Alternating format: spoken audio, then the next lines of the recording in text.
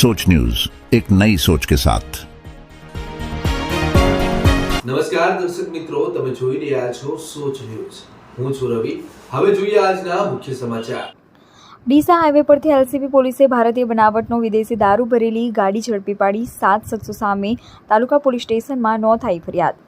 લોકસભાની ચૂંટણીના માહોલ વચ્ચે રાજસ્થાનથી રાજકોટ દારૂની હેરાફેરી કરતા 5 શખ્સો ઝડપાયા છે। દારૂની ગાડીમાં ચોરખાનું બનાવી દારૂની હેરાફેરી કરતા 5 શખ્સો સહિત કુલ ₹3.89 લાખ રૂપિયાનો મુદ્દામાલ જપ્ત કરી પોલીસે વધુ તપાસ હાથ ધરી છે। લોકસભાની ચૂંટણીને લઈ બનાસકાંઠા જિલ્લા પોલીસ આદર્શ આચારસંહિતાના અમલ માટે ચુસ્ત સુરક્ષા વ્યવસ્થા ગોઠવી છે, જે અંતર્ગત જિલ્લા એલસીબીની ટીમ પણ ગુનાહિત પ્રવૃત્તિઓ અટકાવવા માટે પેટ્રોલિંગમાં હતી।